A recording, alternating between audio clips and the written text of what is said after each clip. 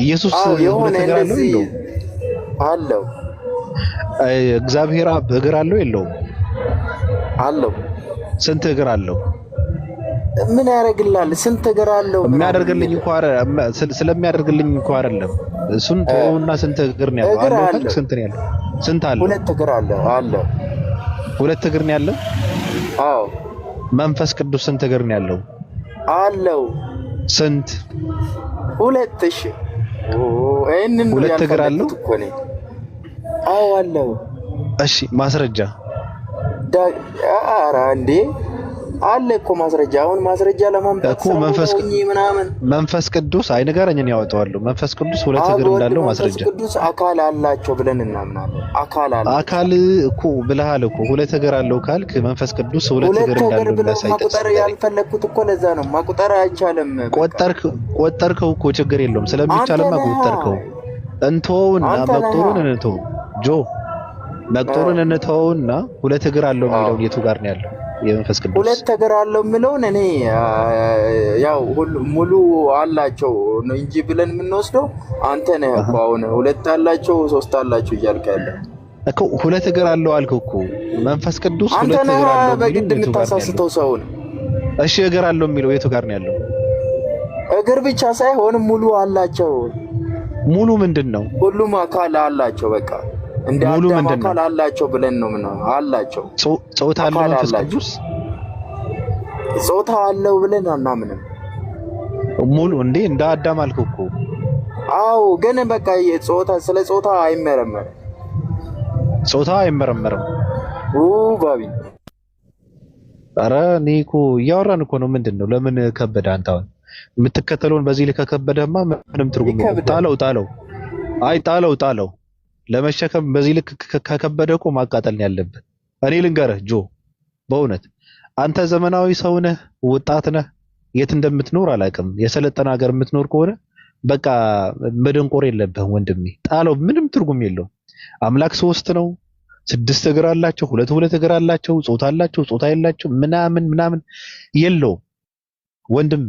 አምላክ ጾታ የሚባል ጾታ ይፈጥራል እንጂ ጾታ የለውም። አምላክ ያበላል እንጂ አይበላም። አምላክ ይፈጥራል እንጂ አይፈጠርም። አምላክ ስጋ ያስለብሳል እንጂ ስጋን አይለብስም። በዚህ ልክ መደደብ የለብም ጆ ወንድሜ። እኔ በጣም ነው የማዝነው። ገብቷል? ከእንደዚህ አይነት አመለካከት ወጣ ለማለት አንዳንዴ ሰው ለመሆን አመለካከትን ለመቀየር ካለንበት ጉድጓድ ውስጥ ነቃ ብለን ቁመን የሆነ ውጭ ላይ ያለውን ነገር ማየት መቻል አለብን። ገብቷል? አይሁዶች ምንድነው እምነታቸው በአምላክ ዙሪያ ምናምን ብለህ ማየት መቻል አለብህ። ከጥላቻ ወጥተህ ማለት ነው። ሙስሊሞች እንዴት ነው የሚያምኑት ብለህ ማየት መቻል አለብህ። በእንደዚህ አይነት ድንቁርና አንተ አሁን ማረጋገጫህ ምንድነው ተብለህ ብትጠየቅ መጽሐፍ ቅዱስ አይደግፈም። እርግጠኛ ነኝ ኢትዮጵያዊ አርፎ ረግቶ ተረጋግተው የሚኖረው ነጮች ክርስቲያን አሉ ብለው ስለሚያምን ነው።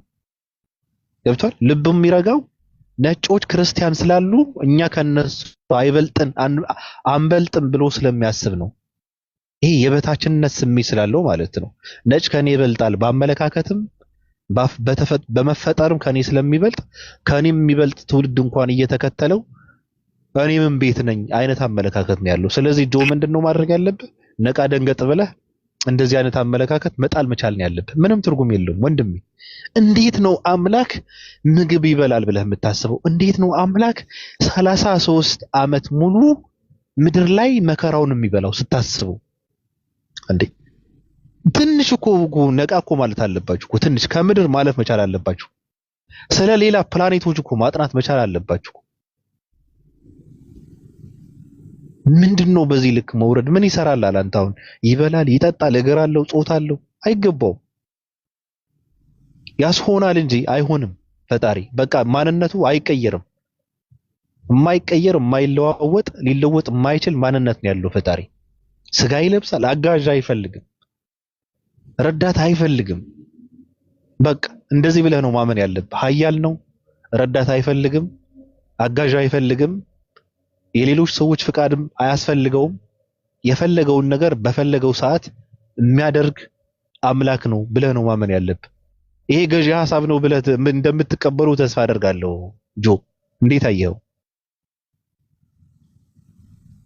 ጆ አለ እንደዚህ ለፍልፌማ እንትን አይሆንም። እኔ ያለ ሚውት አድርጎ ነው ገዝቶት ነው ማለት ነው። ላዩ ላይ ሲጭነው እንትን ነው ላዩ ላይ ሲጭነው በቃ ትክክለኛው ሰዓቱ ላይ እያሰበበት ይመስለኛል። ትክክለኛ አገላለጽ መኖር ግን እኮ ለእግዚአብሔር ነው የሚኖረው ነው የሚለው። እኔ እኮ ይህን አይነት አንቀጽ ይደብቁባቸዋል መሰለኝ። ምን አይነቱን አንቀጽ እኔ ሞተ አልሞተ ተሰቀለ አልተሰቀለ ምናምን የሚባሉ ነገር ምንም እንትን አይሰጠኝም። የሚገርምህ ነገር እና እኔ በጣም ያሳሰበኝ ነገር ምንድነው ታውቃለህ? ሁለተኛ ተመልሶ ሞትን ለመሞት የሚመጣው ነገር ነው እኔ በጣም እንትን የሚለኝ። ገብቷል? ኢየሱስ የሚመጣው ለመሞት ነው እና በጣም ነው የሚገርመኝ።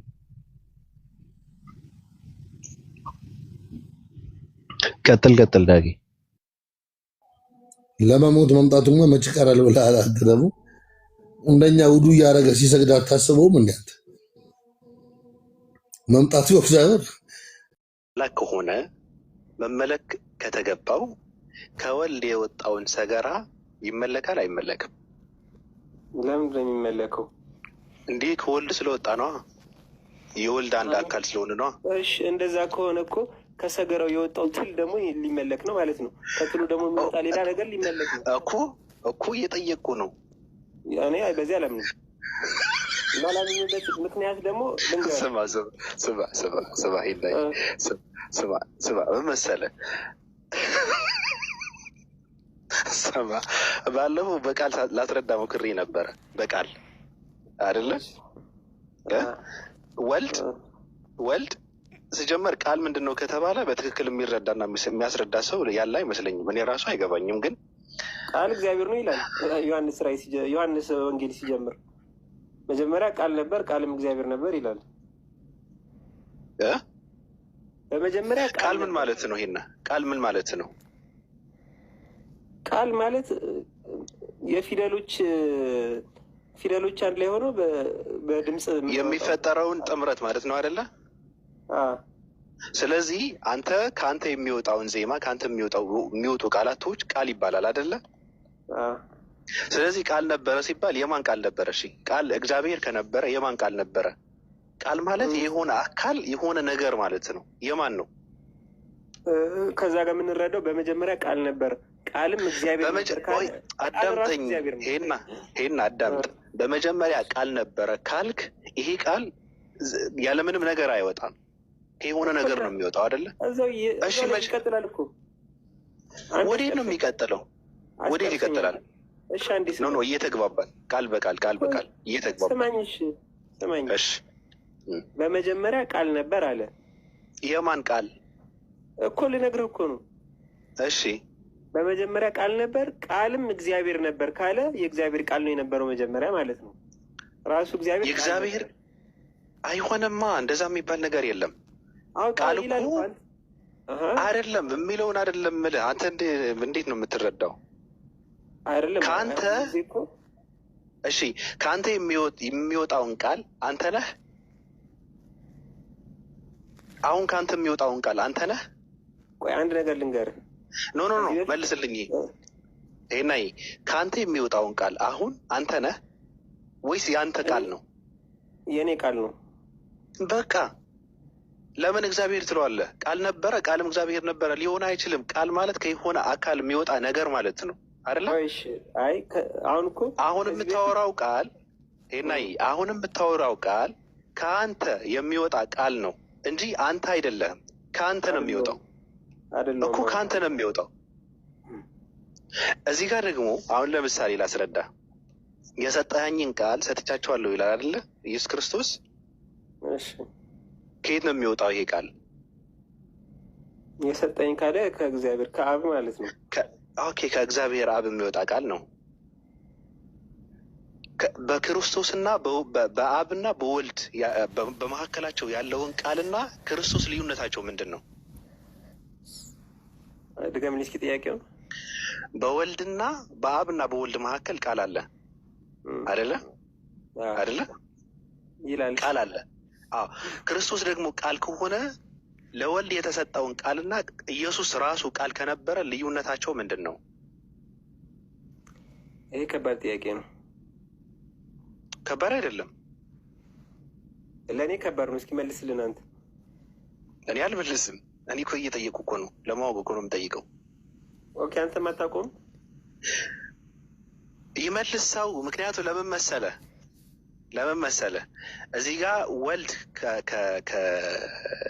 ወልድ ቃል ነበረ ከእግዚአብሔር ነው የወጣው ካልክ፣ ወልድ ደግሞ ቃል ስለነበረ አይ ፈጣሪ ነው ካልክ፣ እዚህ ጋር ተመልሰህ አንደኛ ነገር ስለ ቃሉ እንትን ማድረግ ያስፈልጋል። ግን ተመልሰህ ቃል የነበረውን ፈጣሪ ሆነ ካልክ ለወልድ የተሰጠው ቃል ፈጣሪ አለመሆኑ ምን ማረጋገጫ ልታመጣ ነው?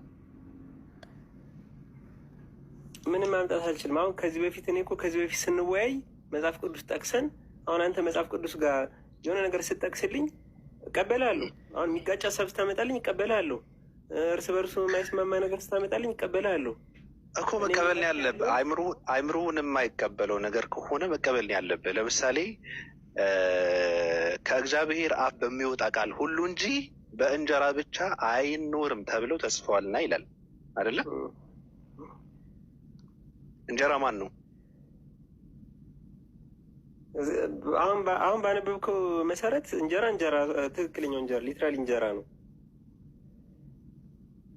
እሺ የሚወጣው ቃል የትኛ ነው? ከእግዚአብሔር ቃል የሚወጣው የተባለው ክርስቶስ ነው ወይስ ትምህርቶቹን ነው? ትምህርቶቹን ነው ብዬ የምረዳው። ነሽ እኔ ምንም ላደርግህ አልችልም። ግን አንተ ስለ ቃል ራሱ ስታስብ በመጀመሪያ ቃል ነበረ፣ ቃልም እግዚአብሔር ዘንድ ነበረ፣ ቃልም እግዚአብሔር ነበረ ሲባል አይሆንም።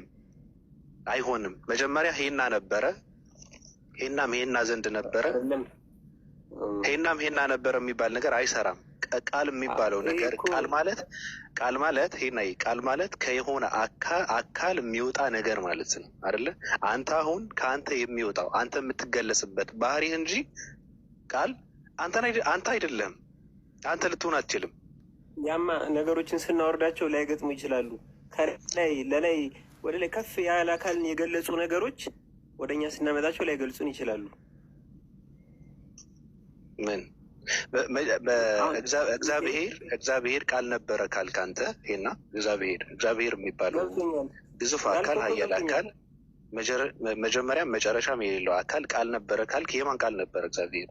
ይደብራል እኮ ራሱ ስታስበው እኮ አይሆንም እኮ። አይ እኔ ያልኩህ ለእግዚአብሔር ስክት ብሎ የበቃው ነገር ስናወርደው ለእኛ ላይ በቃን ይችላል።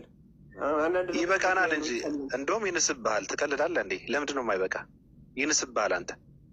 ይሄ ነገር እንኳን እግዚአብሔር የሰው ልጅም ሊገለጽበት አይችልም። የወረደ አገላለጽ ነው። ለምንድን ነው የምትፈራው? ስለዚህ እንደዛ ካልክ እኮ ስለዚህ ችግር እዚህ ጋር የዮሐንስ አጀማመር ጋር ነው ማለት ነው። ምን ዮሐንስ እንደዛ ብሎ መጀመር አልነበረበትም ነው? አላውቅም። እሱን የጀመረው ብለህ ታምናለህ? ትምህርቱን ሲጀምር ስህተት ነው። ዮሐንስ ወንጌል ስህተት ነው እኮ ስህተት ነው። ግን አሁን መጽሐፍ ቅዱስ ጋር ያሉትን ሌሎች ነገሮች ከተቀበልን ይሄን የማንቀበልበት ምክንያት ምንድን ነው? የትኛው ሌሎች ነው የምትቀበለው? አትቀበልም እኮ። ሌላውን እኮ አሁን ስለ አፈጣጠርና ስለ ጸጸት ስናወራ ነበር። አትቀበሉም። ትቀበለዋለህ። ስለዚህ ይሄ ከማትቀበላቸው ነገሮች አንዱ ነው ማለት ነው ያንተ። እኔ ብዙ ነው የማልቀበለው። እሱ ብቻ እኮ አይደለም፣ ብዙ ነፍ ላወጣልህ እችላለሁ። አዎ ትቀበላቸው ነገሮች ይህ አንዱ ነው። አዎ አልቀበለውም። ምክንያቱ ስህተት ነው። የእግዚአብሔርን ማንነት የሚገለጽበት ምዕራፍ አይደለም፣ ቦታ አይደለም። ይሄ ራሱ አሁን ዝም ብለህ ተወዛግበህ ከአሁን በኋላ ማስረዳት ስለማትችለውን ነገር እንዳታምን ተወዛግበህ 65 እምነትን ውስጥ ገብተህ የተመረጠ ሐዋርያ ሆነሃል። ዝም ብለህ እኛ ጋር ማገልገል ነው፣ መጠየቅ ነው፣ ማስጨነቅ ነው። ሌሎች ሰዎች በትክክል መጽሐፍ ቅዱስ እንዲያነቡ ማድረግ ነው። አንተም ጠይቅ፣ አንብብ፣ የትም ቦታ እየገባህ እወቅ። እውቀት ጥሩ ነው፣ ይጠቅመሃል። እና ይሄ ሙስሊም ነው። አይ ግድ የለም የእኛ ሃይማኖት አይፈቅድም። የእኛ ሃይማኖት አዲስ ስለሆንኩ ነው፣ አትፍረዱብኝ። ችግር የለውም። ሊቀ ሊቃውንት እንዴት ነህ? ለምንድን ነው በስማቸው የማትገቡት ግን? ወደ 29 ሺህ ፎሎወር ምናምን ያለው ሞጣ አይመስለኝም። አይደለም ሞጣ አይደለም ሞጣ አይደለም። ደህና ፎሎወር አለ ይችላል። እሺ ሂባ እንዴት ነሽ? እንዴት ናችሁ? የደመናው አምላክ ይመስገን ነው። እንኳን ደስ አለ። ለምን? ተመዝጋቢዎች እየበዙ ነው እንዴ?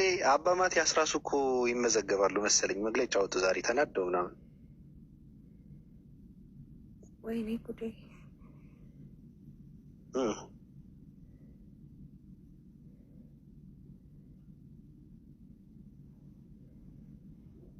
ምን ነው? አይ ምንም፣ ዝም ብል ይሻላል። ሊቃውንት ያወራል ወይስ ምንድን ነው? ሊቃውንት ፌክ አካውንት ስለሆነ አያወራም። ሞጣ አይደለም፣ ስለዚህ አያወራም። ሄና እንኳን ደስ አለ። በዚሁ አጋጣሚ ፈጣሪ እርዳህ ነው እንጂ ማለት ያለብሽ። ሰው ስለተወዛገበ እንኳን ደስ አለህ ይባላል። ግን እንዴ ዋናው እሱ አይደል እንደሚፈለገው። ከዛ በኋላ እንኳን ደስ አለ። ለምኑ ነው እንኳን ደስ ያለኝ? ደስ አላለኝም። ለምኑ? ማህበሩን ስለተቀላቀልክ ነው። አይ ደስታ ደረጃ አለው ለእኔ። ቢያንስ እስከ 10 እንኳ ባር ብንሰጠው ቢያንስ አሁን 2 ላይ ነኝ። ሁለት ባር ደስ ብሎ ሊሆን ይችላል እንጂ እኔ ለማስደሰት በጣም ከባድ ነው። አንድም ይሁን ዋናው 5 አልፍ ያለው ሱማ መቼስ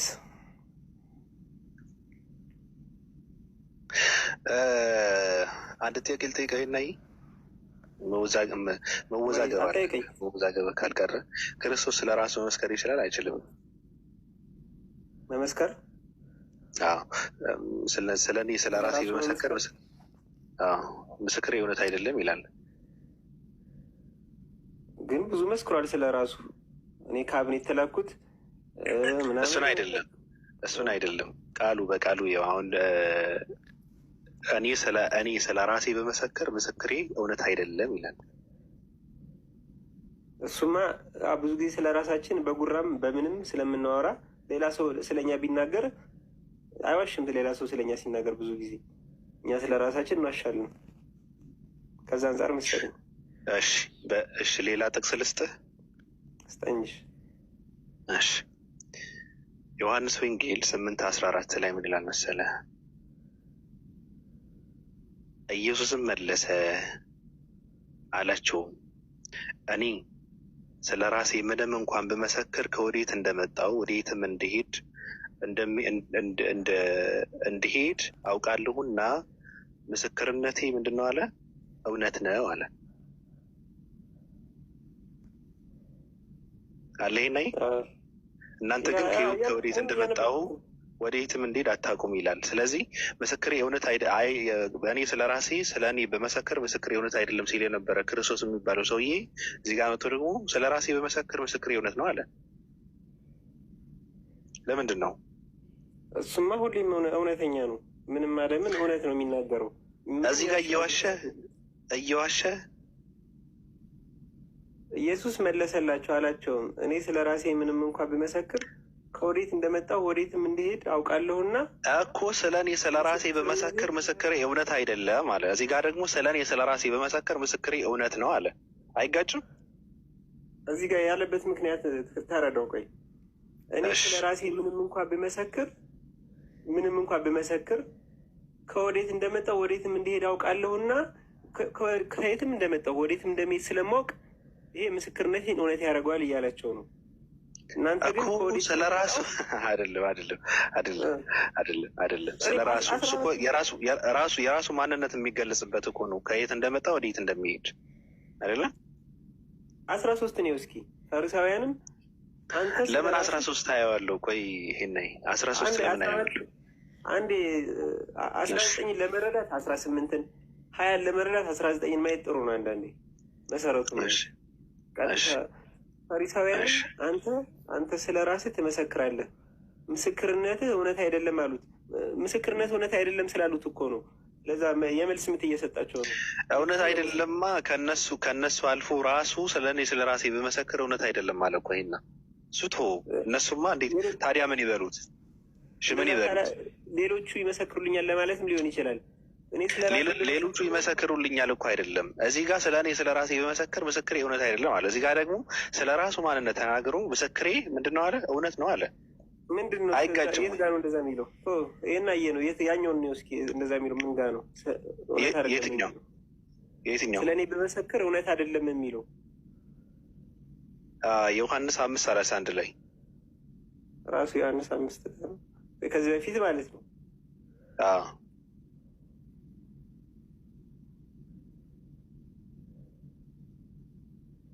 ይሄን እኔ እኮ ነግሬሃለሁ። ዝም ብለህ እኔ እናንተ ተወዛግበናል። ተው ምንም አይጠቅመንም። ከ30 ላብፎ እኔ ከራሴ አንዴ 10 ሰከንድ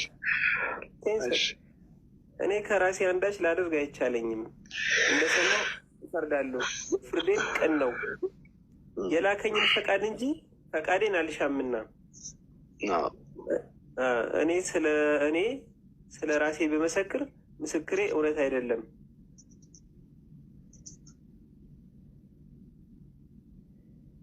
አንዱም ያለውን ጥቅስ ራሱ ከጎን በየሆነ በእንትን ምልክት እንደ ሃሽታግ ነገር አድርጎ ሃሽታጉን ስነካው የዛኛው ጋር ነው የሚመራኝ። ዮሐንስ 8:14 ጋር ኢየሱስም መለስ አላቸው፣ እኔ ስለ ራሴ ምንም እንኳን ብመሰክር ከወዴት እንደመጣ ወዴትም እንደሄድ አውቃለሁ፣ ምስክርነቴ እውነት ነው። እናንተ ግን ከወዴት እንደመጣሁ አታውቁም ወደሚለው ነው የሚመራህ ራሱ እኮ። ለምን ይጋጫል ነው የምልህ። ለምን እንደዛ አለ ክርስቶስ? ይሄና ዝም ብለህ ተውና አሁን እኔ እናንተ ስለ መጽሐፍ ቅዱስ ብናወራ ምንም ትርጉም የለውም። እኔ ደስ የሚለኝ ነገር ምንድን ነው ታውቃለህ? በንጹህ ልብ እና በእውቀት ስለ መጽሐፍ ቅዱስ የሚተረጉሙ ሰዎች አሉ። ይሄ እናንተ በክፋት ስለምታዩቸው ነው እንጂ በክፋት ሰው ማየት የለብህም። ሌላ እምነት ተከታይ ሆኖ ራሱ ስለ መጽሐፍ ቅዱስ በትክክል የሚያብራራ የሚተረጉም ሰው ካገኘ ዝም ብለህ ቁጭ ብለህ አዳምጠው። ከዛ አይደለም እኔ አዳምጣለሁ። ይገባኛል። ግን እኔ ምን አደረግኩ መሰለህ? በመጽሐፍ ቅዱስ ስወዛገብ ብዙ ጥያቄዎችን ሲነሱብኝ ሙስሊሞች ጋር ገባለሁ፣ ይመልሳሉ። የበለጠ ደግሞ ተወዛገቡ። መልሶ ግን ትክክለኛው መልስ ምን እንደሆነ እየተረዳው መጣሁን ራሱ ገብቷል። ስለዚህ እንደኛ እንደ 65 ሃይማኖት አዲስ የ65 ሃይማኖት አባል እኛ ጋር ተደምረ እኛ ጋር ሆነ በቃ መጠየቅ ነው፣ መወዛገብ ነው። እሺ እኔ እኮ ሲጀመር አንተ እንዳልከው አይነት እንደዘኛ አይነት ሰው በሆን ኖሮ አንተ ጋርም አልስማማም ነበር። ተሰዳድቤ ነው የሚለያየው ሁሉንም። እኔ ምክንያቱ አያስፈልግም። እነዛ እነንትኖቹ የሴጋ ማህበር ገብቷል። ስንጠይቃቸው ስለ መጽሐፍ ቅዱስ በቃ ስድብ ነው። እናንተ 666 እናንተ አሽቃባጮች፣ እናንተ ባንዳዎች። ስማቸው ምንድን ነው? የሴጋ ማህበር ማለት የሴጋ ማህበር ማለት ቲክታክ ላይ ያለ ሃይማኖትን ንጽጽር እንሰራለን ምናምን የሚሉ ክርስቲያኖች ማለት ነው። ቃሉ ምንድን ነው? ሴጋ ነው። ሴጋ ሌላ ምጻረ ቃል ነው። ምክንያቱ ለምን መሰለህ? የእነሱ ክርክርና እውቀት ቀሚስ ስር ነው የሚያወሩ። ስለ ስፐርም ነው እንጂ ስለ ቁም ነገር አያወሩ። ስለ መጽሐፍ ቅዱስ አያወሩም። አዎ ካወሩ ናቸው መሰለኝ። አላውቅም። አይሻ እንደዚህ ተደረገች ምናምን እንደዚህ ሆነ፣ መሐመድ ለምን ሻወር ይወስዳል ምናምን ነገር ነው ወሬያቸው። ምን አገባቸው እያለ እና ሴት ጋር ችግር አለባቸው ወደ ሴት ጋር የሚያደሉ ከሆነ እሺ ይበቃናል። የተከበሩ ሰዎች አሉ። እነ ያሲ፣ እነ ሂባ፣ እነ ማይ፣ እነ ፋኒ፣ እነ ዙራ፣ እነ ጀማ። ሰላሙ አለይኩም ወረሕመቱላሂ ወበረካቱሁ። ሁላችሁም ሰላም ብያለሁኝ። ያሲ እንዴት ነህ? ደህና ነኝ አልሐምዱሊላህ። ሂባ እንዴት ነሽ? ደህና ነሽ? ደህና ነኝ ወንድሜ፣ እንዴት ነህ? አልሐምዱሊላህ። የጠፋ ሰው ሰላም ናቸው? ደህና ነኝ አልሐምዱሊላህ። ቀጥሉ፣ አውሩ። እናንተ የምትሉት የምትሰጡት ምክር ካለ እንሰማለን።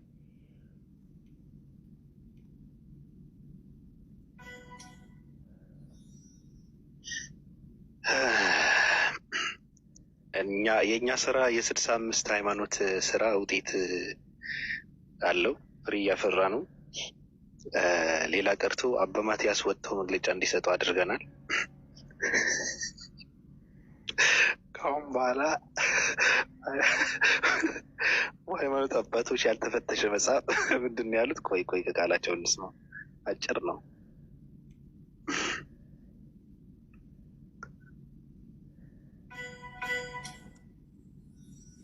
በዚህም ጸጋነኝ እንዴ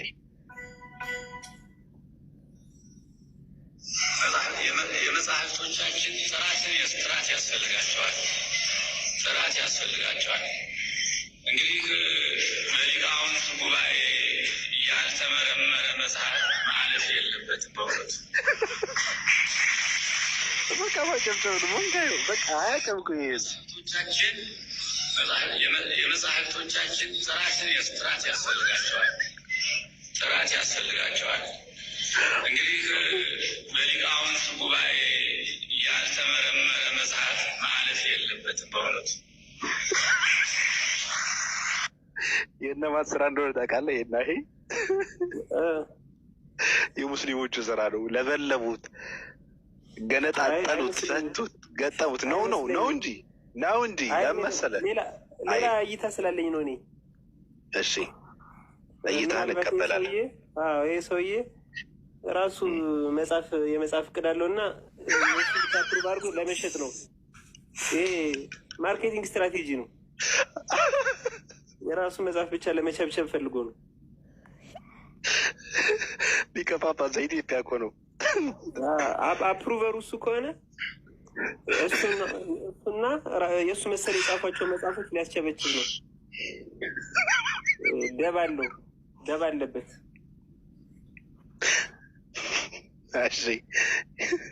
ይህም ያስኬዳል። ግን ትውልዱ መሰለህ እንኳን ወጣቱ ትልልቅ ሰዎቹ መጽሐፍ ቅዱስ ምንድን ነው የሚለው ብለው ማንበብ ከጀመሩ ጥሩ ነገር ነው። በቃ መነበብ አለበት። አንገቱ እየተረገጠ ምን ያደርጋል? ካሁን በኋላ መጽሐፍ ቅዱስን ያነባል። አለቅ። አንተም መጽሐፍ ቅዱስ ብቻ ሳይሆን ሌሎችንም እኔ ቁርአን ባነብ ደስ ይለኛል። አንብብ። ለምን አታነብም? ቁርአን በአማርኛ ፈልጌ ያነባለሁ። አንብብ። ይሄ የኢትዮጵያ መንጋና መሀይም ህዝብ የሚለው እንዳታምን። ይሄ ኮን ምናምን ቃል ነው እንትና የጻፈው የደረሰው ምናምን የሚሉት ገንገበት ህዝብ ነው። እንዳታምን። የሃይማኖት መጽሐፍ ይቅርና ኢሉሚናቲዎች ራሱ ስለ ሰይጣን ቢጽፉ የሰይጣን መጽሐፍ ቅዱስ ቢኖር ራሱ አነባዋለሁ። አንብበው። ስማ እስካሁን እኮ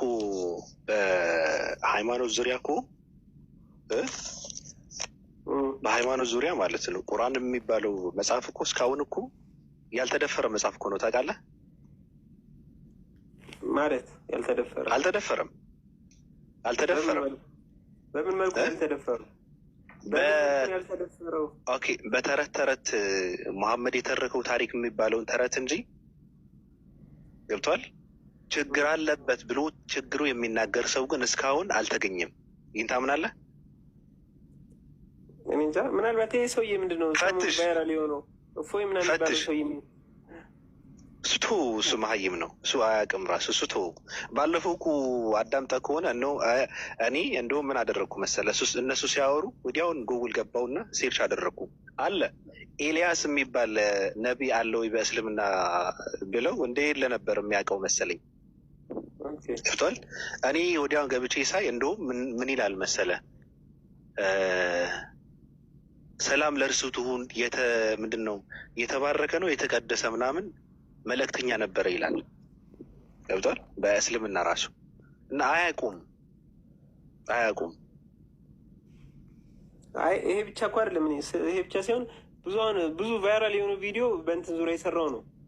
አንድ በሴጋ በስፐርም ዙሪያ አይደለም። አንድ ሙሐመድ በአንድ ጥባት 11 ነው 9 ሴቶች ጋር ዞረ። በአንድ ጥባት በአንድ ቀን። አንዴ ሄኖክ ይሰማሃል? ይሰማኛል። አሁን ነብያችሁ እያልክ ማውራት ትችላለህ። መሐመድ አትበል፣ ነብያችሁ በል። እሺ ይሄና አንዊት አድርግ። እሺ ነብያችሁ ከሩቅ ቦታ ሲመለስ በአንድ ጥባት 9 ሴቶች ጋር ነው ምናምን በአንድ ቀን 9 ሴቶችን አደረገ 9 ሴቶች ጋር ዞረ የሚል ነገር አንድ ያነሳውና ደግሞ ሌላ ወንዶቹ ከሊጥ ጋር መገናኘት ይችላሉ ነው ምናምን፣ ሴቶቹ በቆዳ ብልት የሚመስል ነገር ሰርተው መገናኘት ይችላሉ፣ ወንዶቹ ደግሞ ከሊጥ ጋር ይገናኛሉ ተብሎ እንደውም ብዙ ሚም ሲሰራበት ነበር። ከዚህ በኋላ ዳቦ ቤት መጋገር እንጂ ምናምን። ይሄና እኔ ልጠይቅህ፣ እነሱ ተዋቸው ሙስሊሞቹ እስኪመልሱ እኔ ልጠይቅህ። በአንድ ሌሊት 9 ሴቶች ጋር የሚተኛ ወንድ ምንድን ነው በአንተ እንዳንተ ሴሰኛ አለ? የለም ሌላ ጉዳይ ነው። ለምን ሴሰኛ ሆነ? ለምን ሴሰኛ ሆነ? ምክንያቱም እንግዲህ ስለ አንድ ሴት ጋር ራሱ ይሰለቻል እንኳን 9 ሴት ጋር መዞር በአንድ ቀን። ለምን 2 ሴት አደረገም ይላል ራሱ። አይ ዘወረ ሲባል ሰላም ሊላቸው ነው፣ አብረው ሊተኙ ነው። እንደውም ይሄ ማሳብ አልሰማሁም። እኔ እኮ የምልህ እንደ እኔ ቢያደርጋቸው ራሱ ለእኔ ጀግና ነው፣ ለእኔ አንበሳ ነው። ምክንያቱም ሆኖ ሰው ነው እኮ ተው። አንተ ደግሞ ስለ ነቢያቶች ካየህ እኮ እሺ፣ በመጽሐፍ ቅዱስ ያሉ ነቢያቶችን ስንት ሚስቶች እንዳገቡ ታውቃለህ አይደለ? እሱማ እነ ሰለሞን ራሱ ስንት እነ ዳዊት ወደ 1000 ሚስቶች ነበሯቸው። ዳዊት ያው አንድ ነቢይ ነው። እሺ ታዲያ ለምን ስለ እነሱ አይወራም? ለምንድን ነው የነቢዩ መሐመድ ብቻ የሚወራ? እኔ እኮ እሱ ዝም ብሎ ነው ስላላችሁኝ ያነሳችሁ ሀሳቦች ያነሳችሁ እኮ አይደለም። ለምን መሰለህ ልንገርህ፣ አንደኛ ነገር ከእውነት የራቀ ነገር ነው። ከእውነት የራቀ ነገር ነው። አንተ ያልከኝ ነገር እኮ አለ ከተረት ቆይ አሁን የሆነ ነገር ልለጥፍልህ። አሁን እሱ እንደሚለጥፈው እኔ የሆነ ጽሁፍ ልለጥፍልህና ይኸው ይህን ጽሁፍ ቆይ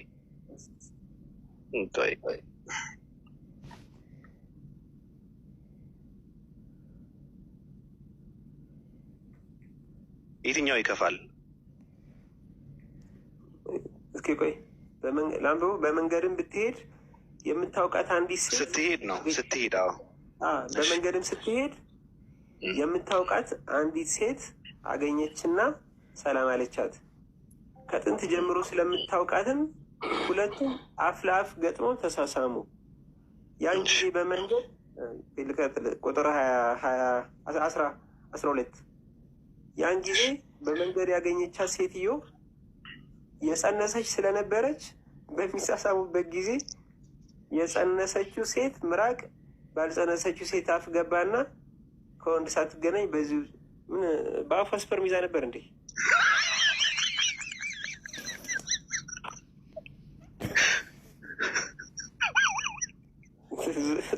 ዞን ኤክስፕላኔሽን እሱ ነው። ቆይ ላስረዳ። የክፋት ጠግ ስትሄድ እነሱ ጸባይ ስላላቸው ስለማያወሩ እንጂ ከተወራ ብዙ ነገር ስላለ ነው የምልህ። አደረገ የሚል ነገር የለም። ከሚስቶቹ ጋር ሴክስ አደረገ የሚል ነገር የለም አይደለ? ከሩቅ ቦታ መጥቶ ቢያደርግ እንኳን ጥሩ ነገር ነው። ምክንያቱ የራሱ ሚስቶች ናቸው። ወንድ ነው ሴቶች ናቸው እኮ ሚስቶቹ ናቸው። ዝሙት አይደለም፣ ሚስቶቹ ናቸው። የራሱ ሚስቶች ናቸው። አሁን ይሄ ነው የሚከፋው ወይስ ያኛውን? የትኛው ይከፋል? ከሁለቱ አንጻር ይሄ በጣም ይከፋል። ቴንኪው በቃ ስለዚህ ማፈር ነው ያለባቸው። ሌላ ነገር ወደ ሌላ ነገር ይመራናል። ሌላ ስትጠባ ነበር መሰለኝ በአፏ ደስ የሚለው መጽሐፍ ቅዱስ ውስጥ አይደለም፣ ድርሳነ ዑራኤል። እሱም እኮ ከተረት ነው ያወጣው እንጂ ከምንድን ነው ከቁርአን አይደለም ያወጣው አይደለ? ከተረት ከታሪክ ነው ያወጣው። አላውቅም። ልክ እንደ ድርሳነ ሚካኤል የሙስሊሞች ሌላ ቴንኪው እኮ ይሄ የተደረገ ነገር ነው፣ መደረግም የሌለበት ነገር ነው፣ ተአምር የሆነ ነገርም ነው። ያኛው ደግሞ ኖርማል ነገር ነው፣ ቢደረግ እንኳን ኖርማል ነገር ነው። ሚስቶቹ ናቸው፣ በጊዜው ሲጀመር ሰው ነው፣ ቢያደርግ እንኳን የሚደረግ ነገር ነው። ከእሱ በፊት የነበሩ ነቢያቶች ያደረጉት ነው። ገብቷል? እዚህ ጋር ግን ሌዝቢያንነት ነው ያለው አይደለ? እሱማ ያም እኮ ቢሆን ያው ሚስቶቹም መቼም 9 ሚስት ካሉ 9ኞቹንም እየዞረ እስከሚያደርግ ድረስ ሁለቱ እርስ በርሳቸው የሚያደርገውን እግዚአብሔር በቁ ሌዝቢያኒዝም ይኖራል እዛ። ኖ እንደዛ እኛ ስለማናውቀው አናወራም፣ ስላልተጻፈ አናነብም። ግን 9 ሚስቶች ጋር እንትን አለ ሲባል ገባ ሲባል ከሩቅ መጥቶ አላውቅም